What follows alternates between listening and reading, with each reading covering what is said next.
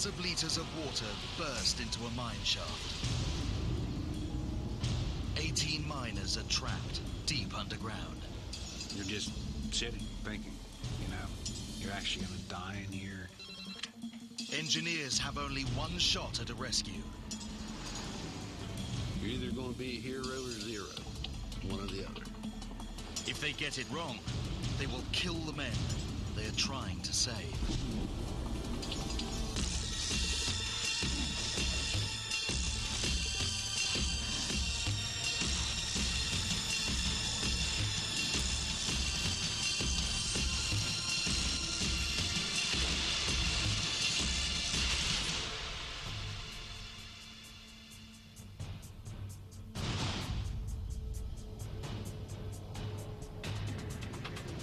United States, Pennsylvania, Somerset County.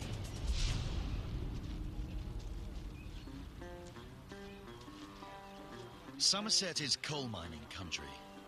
At the Q Creek mine, 18 men arrive for the evening shift. Among them is veteran miner Ron Shad. We were close. We were a good crew. I knew those guys. I worked with them. I mean, I spent 50% of my days with them. It's daily routine for the men to break into 2 teams of 9. 41-year-old Mark Popanak has been a miner for half his life and enjoys the camaraderie. It's usually fun, crazy, you know, guys joking around until it's time to go underground. Look out! Q Creek is one of 9 mines in Somerset County alone, whose miners produce over 2 million tons of coal a year. Many of them love their work, but it's a dangerous profession. Since 1970, on average, 180 American miners are killed each year doing their job. Structural collapses underground cause most fatalities. Hey! You guys better lay off! On the wall of the office is the Q Creek mine map. It shows the 2 crews where they'll be working in the mine today. The Q Creek mine is 2 years old. It stretches for 2.5 kilometers into the Pennsylvania countryside. Older mines are also scattered throughout the hills. Closest is Saxman Mine, which has been abandoned for over 40 years. Mark Popanak drives his team into the mine on a battery-powered vehicle called a man trip. It's a 40-minute journey to the shafts. Ron Shad's crew soon follows. The roof quickly lowers to just 1.5 meters high, and the light disappears. It's dark. Somebody hits you in the face, you won't see stars. I mean, that's it. It's dark. That's absolute darkness. The mine shaft is made up of a series of tunnels. 900 meters into the journey, the shaft splits in 2. Ron Shad and his crew of 8 miners travel south into the shaft of tunnels called mains. At the coalface, they get to work. Meanwhile, over half a kilometer away, Popanak and his team work a tunnel in another shaft, called First Left. Here, they use a 60-ton machine which bears 100 teeth of hardened carbon steel. It can chew out 20 tons of coal every minute. According to the maps, there should be 91 meters of coal separating Popanak's team from the old Saxman mine. But the plans he is working to are wrong. The Saxman mine is just meters away. And on the other side is almost 250 million liters of stagnant water that has gathered over 40 years. For the rest of his shift, he continues to dig. Coming on 9 o'clock, I'm trying looking forward to quitting time at 11 o'clock, time to go.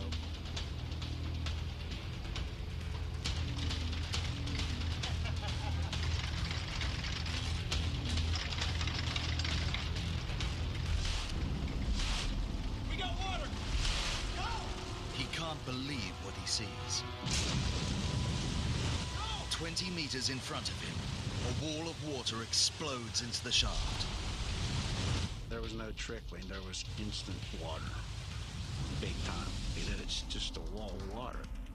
You have a 60-ton machine there, and it's just coming around and through it, over it, like it's not there. Popanak has a split second to act. He jumps into a chamber to the side, which saves his life. Raging water is just inches away.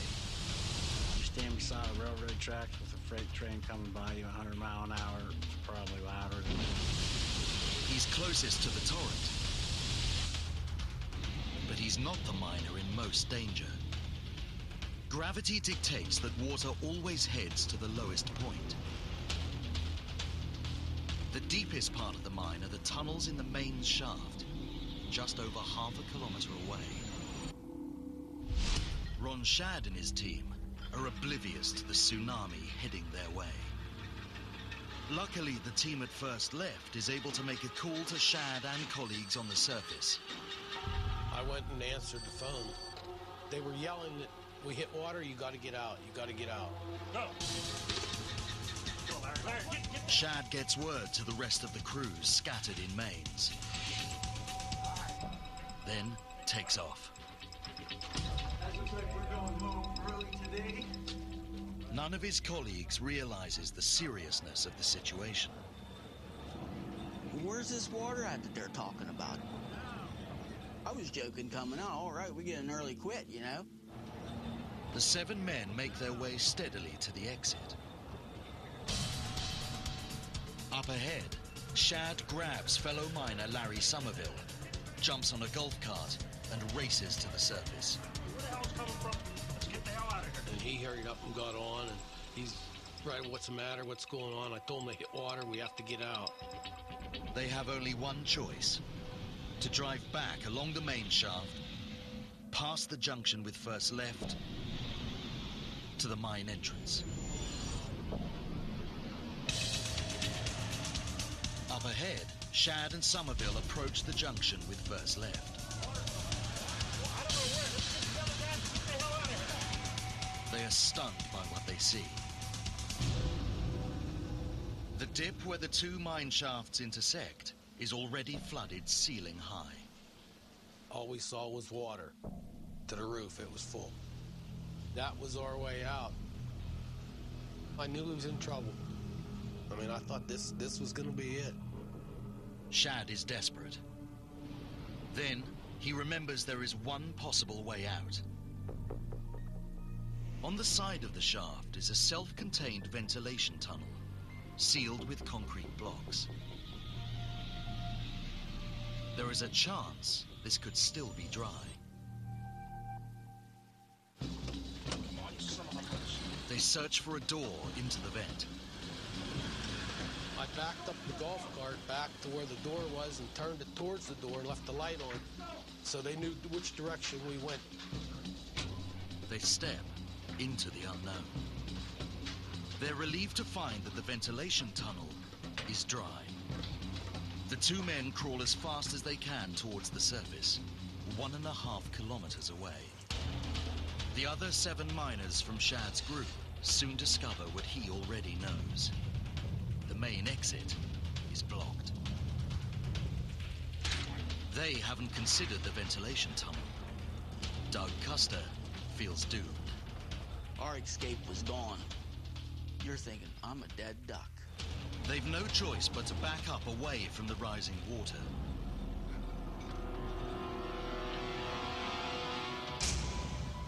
Then, Custer spots the clue left by Ron Shad. We saw their golf cart, you know, right there at the door, so we knew that they went out the intake. Shad has given them a chance. Custer and his colleagues start to make their way uphill along the ventilation tunnel out of the mine. At first left, hope is fading fast for the other team. They don't have access to a ventilation tunnel. Mark Popanak is separated from his 8 workmates by a raging torrent of water.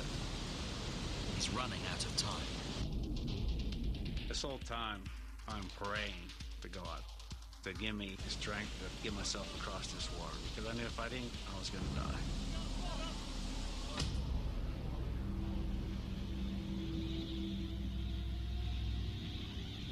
Over 500 yards away, Custer's team continues up the ventilation tunnel.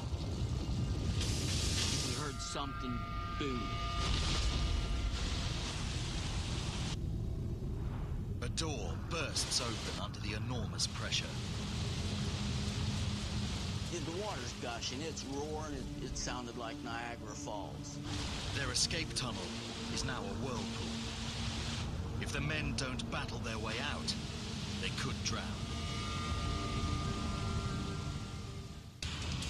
A 250 million liters of water is pouring into the Q Creek mine. 18 miners struggle to find a way out. 7 are trapped in a flooded ventilation tunnel. Doug Custer knows their only hope is to battle through the torrent. Give it a shot. It's our last chance. If we don't make it, we're in other hands. Up ahead, the ventilation tunnel is still dry. Ron Shadd has covered hundreds of meters on his hands and knees. He can hear water gushing below him. He must stay ahead of the rising flood. My heart was pumping a mile a minute. I didn't stop too long because I didn't know how fast the water was coming. I figured if I pass out or have a heart attack, it's better to drown than... He battles his way towards the surface. Finally, he sees the exit. I knew then that, I made it. I was out. And I was so worried that, my buddies didn't make it.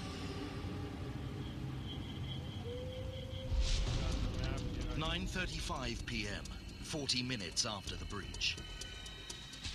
The mine office turns into the command center for a rescue operation. Mine owner Dave Rebuck and his men study plans of Q Creek Mine. They quickly realize the water must be coming from the abandoned Saxman mine. They know Saxman holds 250 million liters of water. That's enough to completely fill the Q Creek mine, floor to ceiling. Outside the mine, Ron Shadd is desperately worried. None of his colleagues has emerged. So I'm looking. Finally, I saw some lights coming, and I had no idea how many. You can see glitters coming.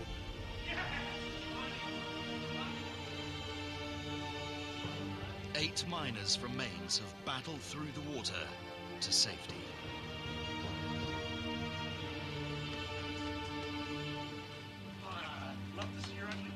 It was a real good feeling, to know that they made it out also.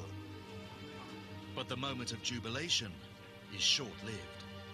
Their 9 colleagues from first left are still missing. All of us really wondered where the other crew was. That was what we was thinking of then. Where's the rest of the guys? The men are trapped here at first left. Mark Popanak is still separated from the other 8 by a raging river. He knows time is running out. He signals to his colleagues to forget about trying to rescue him and to save themselves. If you just move your head like that, it would mean to go, because I knew there was no possible way for me to get across this water. The amount of water that was coming in there, I knew this mine is filling up very, very quick. And they don't have time to wait around and try to get me, because if they would have done so, we would all die.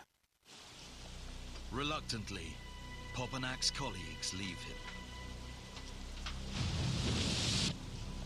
They battle towards the exit along a conveyor belt above the rising water.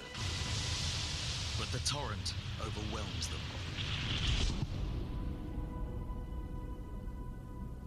They are trapped in a mine shaft filling fast.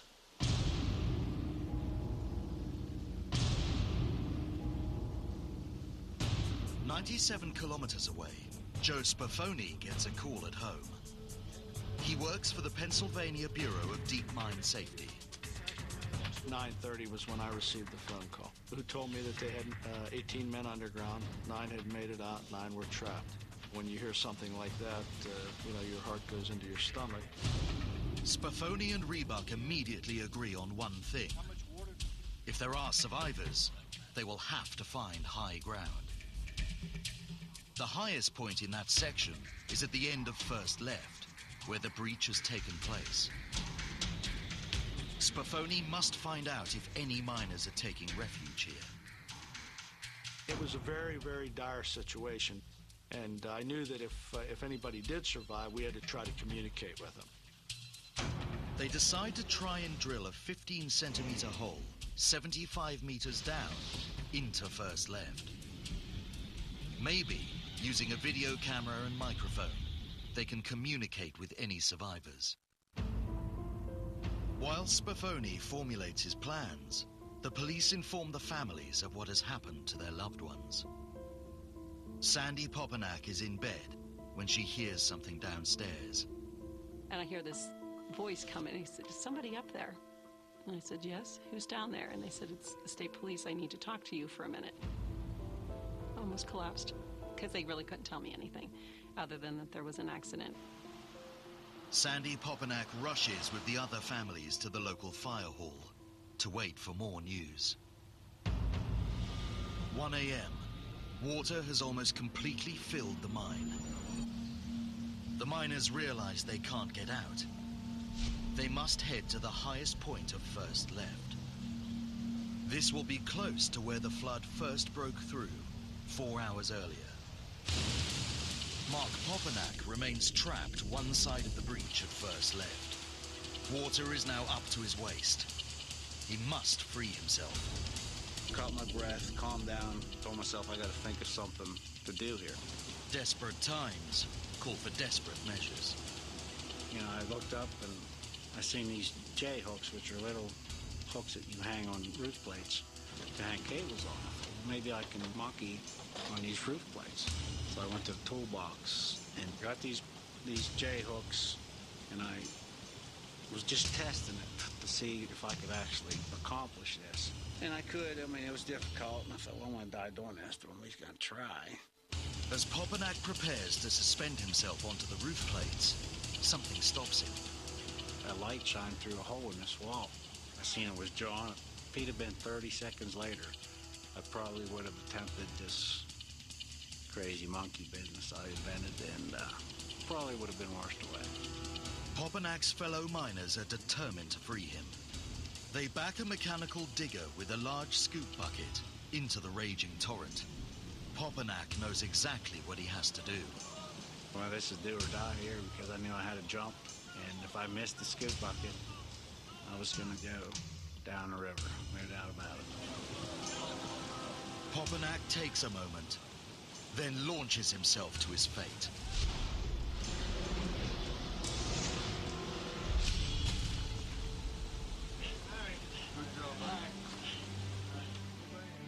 But when I looked at their faces, I thought, what's wrong with you guys, What Popanak doesn't realize is that he and his colleagues are still trapped. I didn't realize what they just went through. I didn't realize there was no way out. They made their attempt to get out, and it didn't work. Unless the rescuers can think of something, Popanak and his colleagues are standing in a watery grave. In the mine office, the rescue operation is struggling. It's 1:30 a.m., and the miners have been underground for almost 11 hours. They don't know if any are alive. They figure that any survivors will have headed to the high ground in first left. To find out, they decide to drill a small hole into that section. To pinpoint the position above ground where they need to drill, they turn to surveyor Sean Isgan. Walk into the trailer. Mine map was on the wall, and they pointed to a location on the map. and told us that we needed to go stake that location in the field while they were getting the drill rig lined up to come in and drill the test hole. Okay, let me run some numbers here for you. N.G.C sets off into the night. Using mine survey data, he has to calculate the exact spot to drill. He sets to work with an assistant and a GPS. He'd read the coordinates and it would say, well, move 2 feet north and a foot east, and we would do that.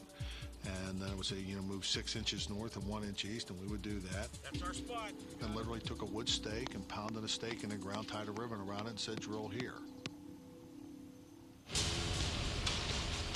At 2:50 a.m., the drill pierces the ground.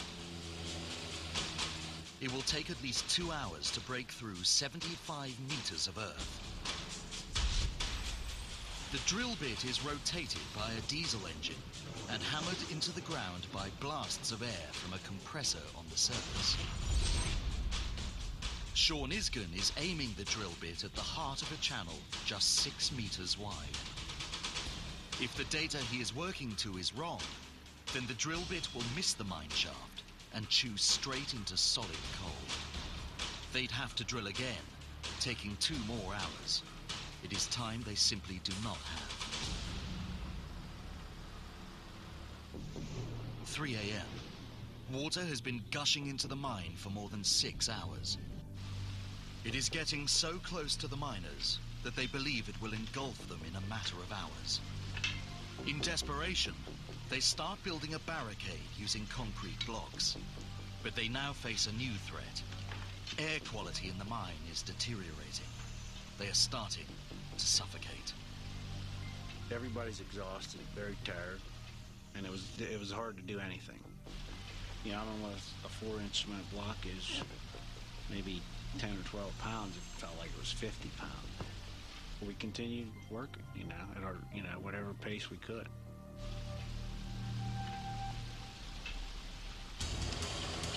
Above ground, Joe Spafoni knows for the miners to have any chance, he must tackle the flood.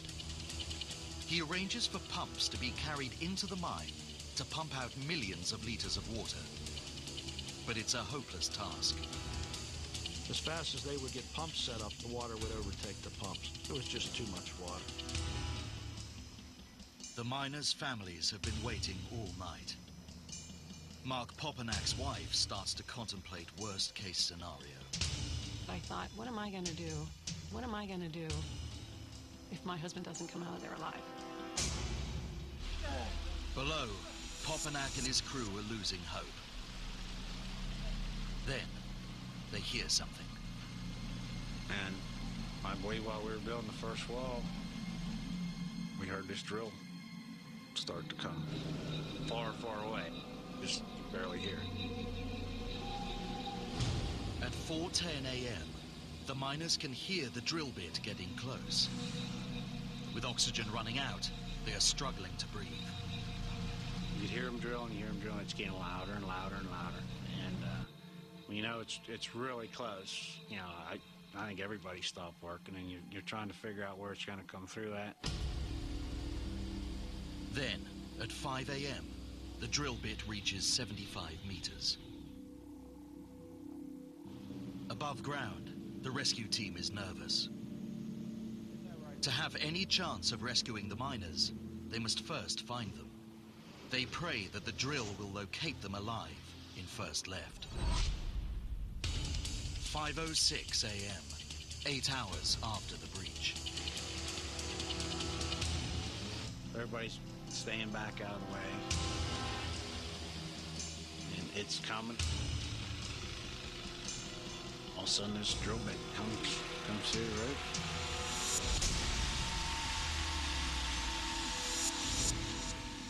And everybody started to feel, at least I did, started to feel better because you're getting some oxygen. The miners feel better because the compressor powering the drill blasts fresh air into the mine. They are desperate to tell the outside world they're alive. Poppenak takes off his helmet and looks at a label inside. It tells them how to signal to the surface in the event of a cave-in.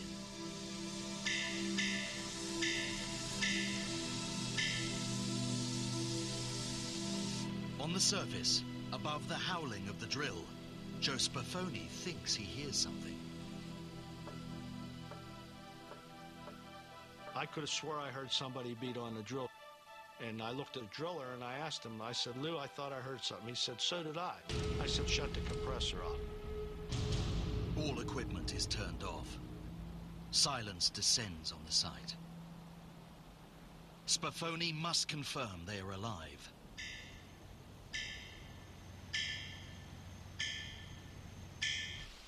Below ground, the miners respond. I guess that was obviously a joyous moment on the surface because they knew we were alive.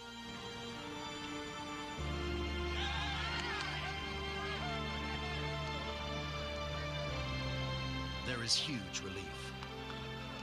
Escaped miner Ron Shad is working the water pumps when he hears the news. Everybody just started cheering. And it was something.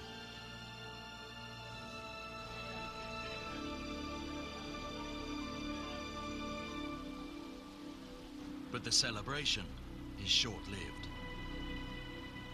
They still don't know how to get the miners out.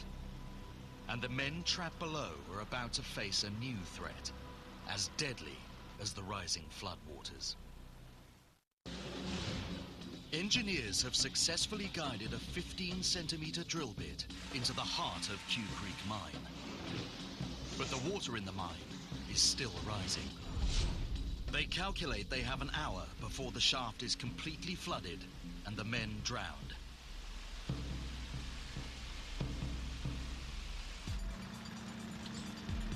Engineer Joe Spafoni knows there is only one option. To drill another hole, large enough to pull out the trapped men.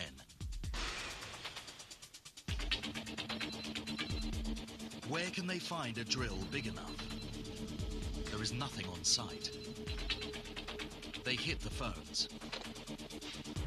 And finally find one at a gas well, 188 kilometers away in West Virginia. At 5:30 a.m., 8.5 hours into the flood, the massive drill starts its journey towards Q Creek.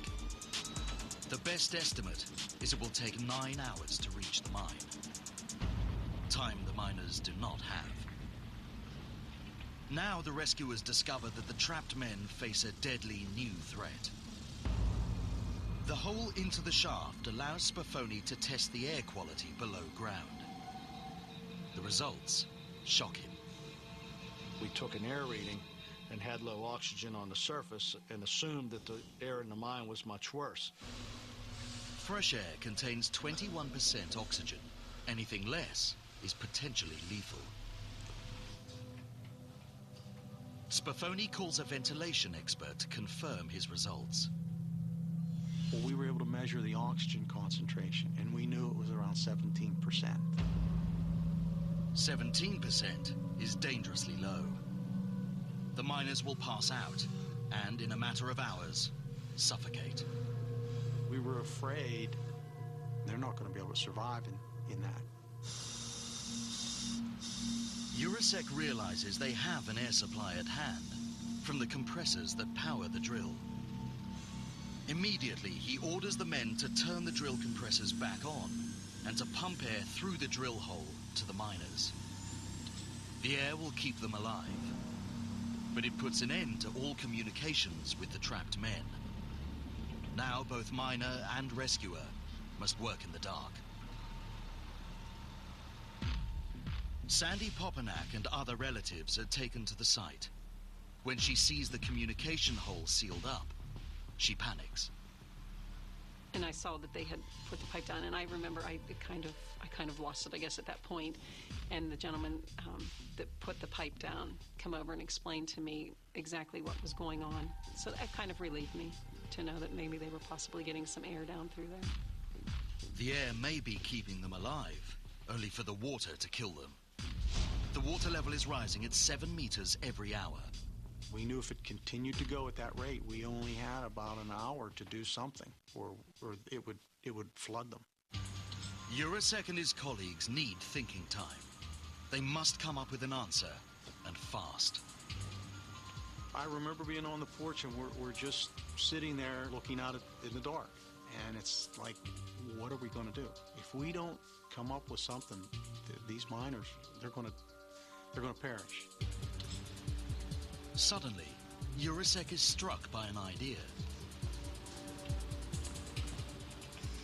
They might be able to use the air compressor to do more than provide oxygen to the miners. If they can pump enough air into the small dry space at first left, it will create a pressurized air pocket or a bubble. If the air pressure is high enough, it may hold back the rising waters. It's high risk, unorthodox, and has never been attempted before in the US. Everything had to be just right, and there were a lot of unknowns at that time. They calculate they will need to pump 950 cubic feet of air per minute at 90 pounds per square inch into first left. Just after 5 a.m., 9 hours into the flood, the compressor is set to maximum. But conditions in first left are getting worse. The water is now just 25 meters from the 9 miners, and rising. The men prepare themselves.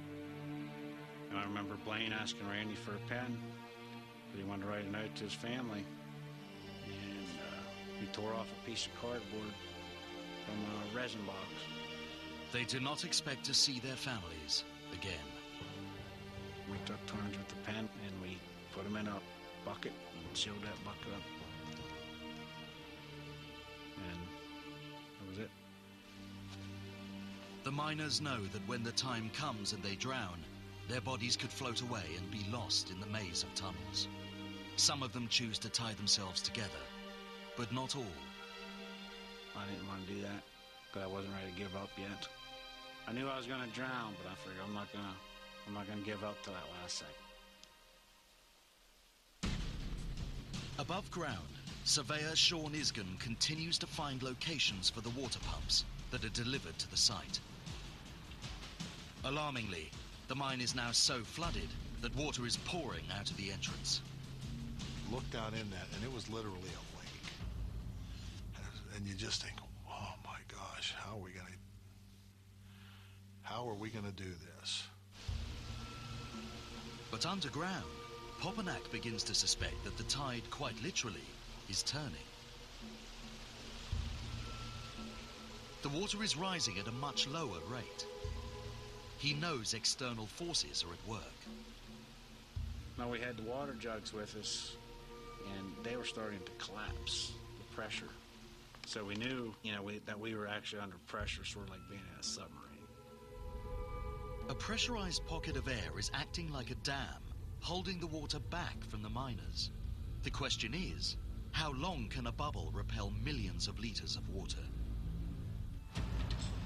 The 30-inch carbide drill bit is unloaded from the truck as John Hamilton supervises. With the news cameras focusing on him, he feels the pressure.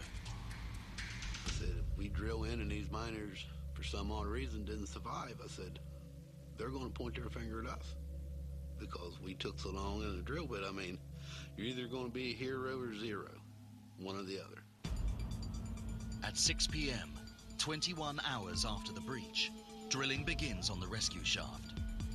45 minutes later, Mark Schweiker, the governor of Pennsylvania, arrives at the site. The governor is briefed on the situation. He is the one person with the power to give the rescuers anything they need. I asked to be given a complete feel for what the miners were experiencing and seeing down below, to the kind of trials and impediments that we would face. Within hours, Governor Schweiker is having an impact on the rescue.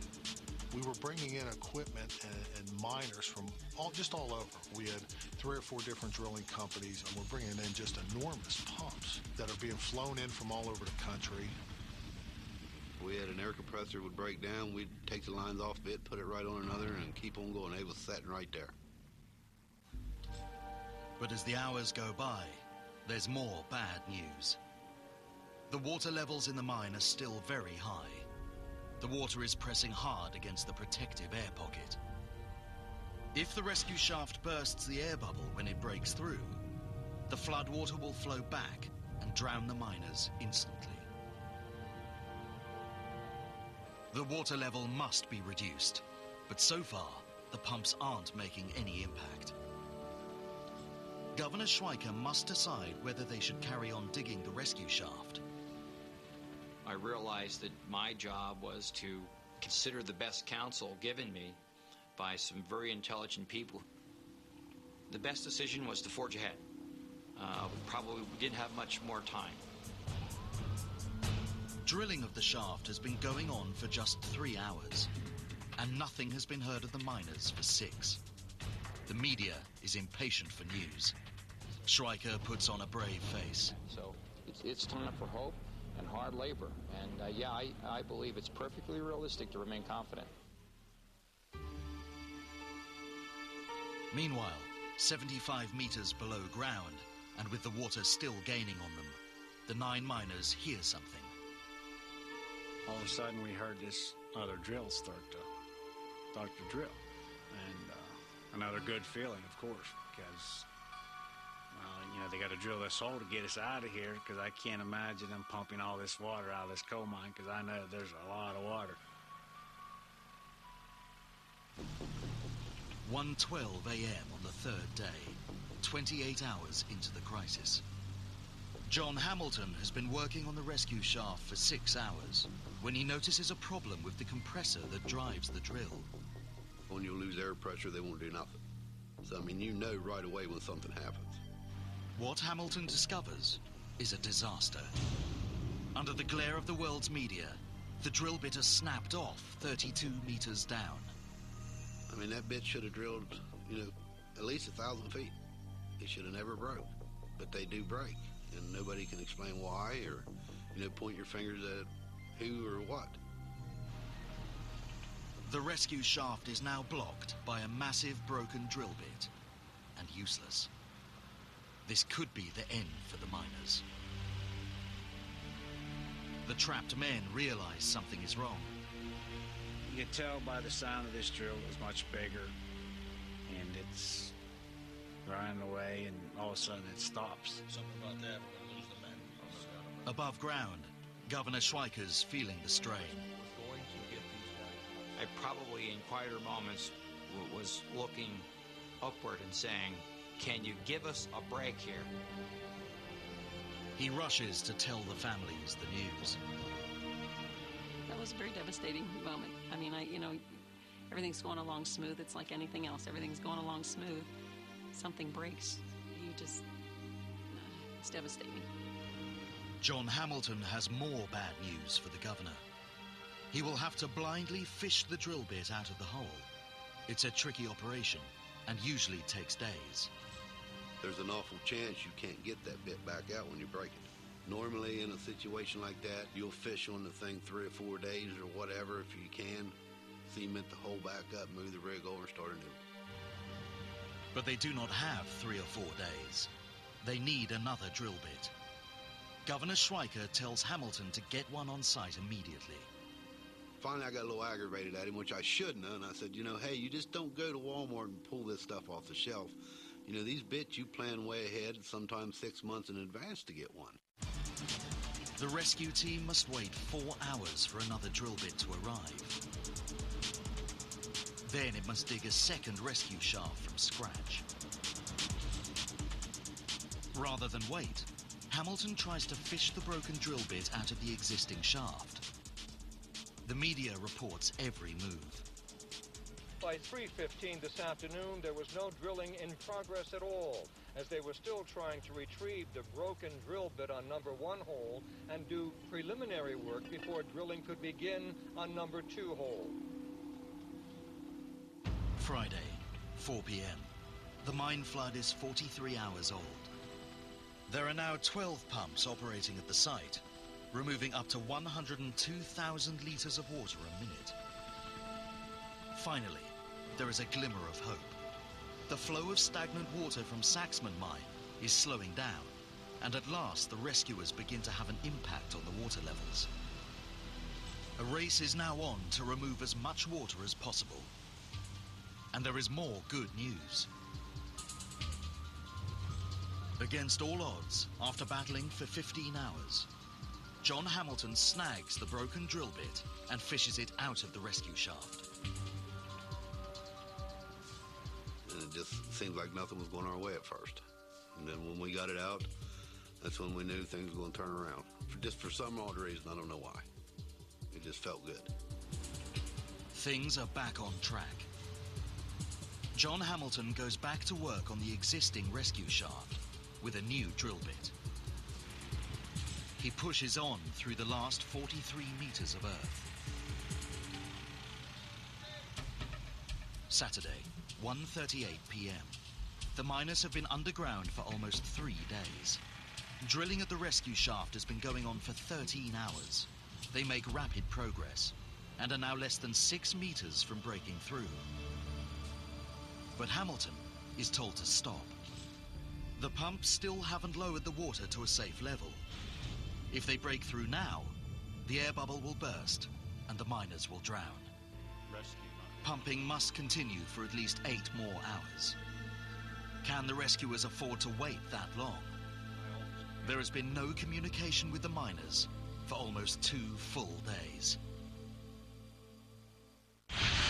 飞航工程师卡罗威是个好父亲，他一心要为孩子们的未来做好打算。可是他的解决方法竟然是制造一场空难，好让家人获得保险理赔。这是一个绝望父亲的真实故事。一个重伤的机师又如何做出垂死挣扎，用飞机拯救乘客？空中浩劫，自杀攻击。接下来，国家地理频道播出。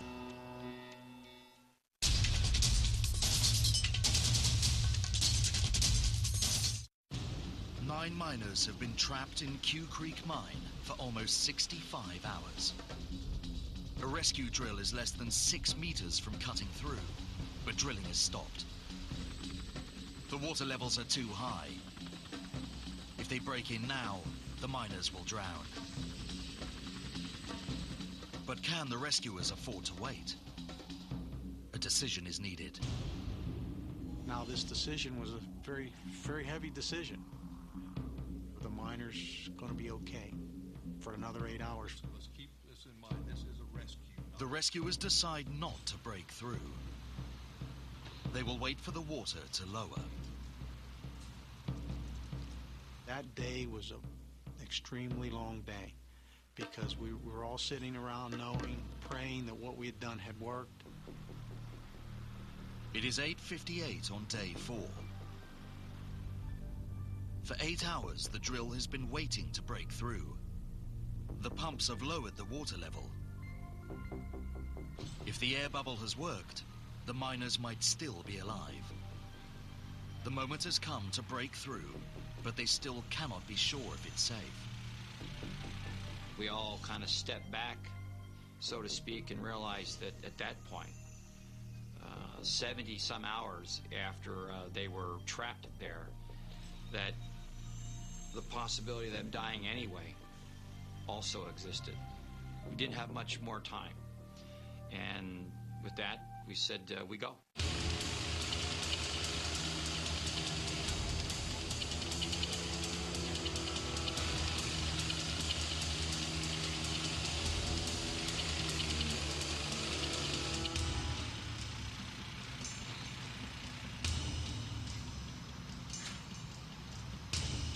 This is situation critical.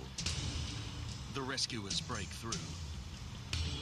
In doing so, they may have just killed the miners. The steel drill is removed. They will now find out, once and for all, if their rescue mission has worked. Acoustics expert Bob Zaremski lowers his microphone into the hole.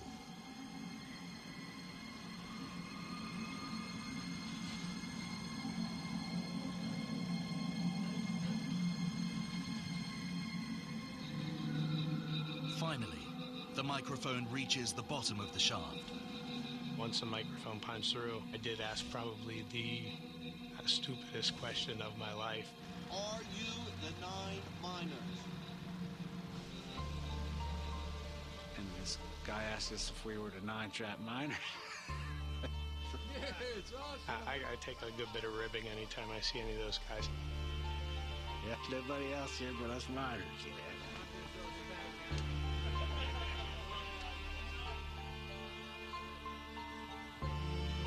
The cameras of the world's media capture Bob Zaremski giving the thumbs up. 9 alive.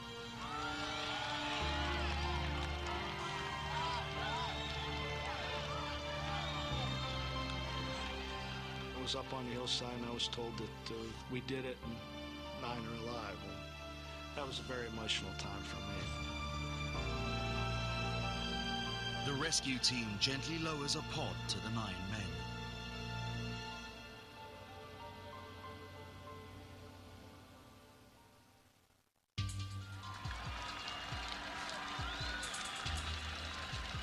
One by one, the miners climb into the pod and are lifted up into the glare of television cameras. Screaming, hollering, yelling, clapping, it was all going on. I mean, it was just a very triumphant moment. 2:45 a.m. After 77 hours and 55 minutes trapped underground, Mark Popanak is the last person out. Born again, I call it my second birthday. The important lesson is you never give up. You always assume they're alive until you have a confirmation. I think it speaks very well for our little country town out here that people just pull together. They just pulled together and they did whatever they could.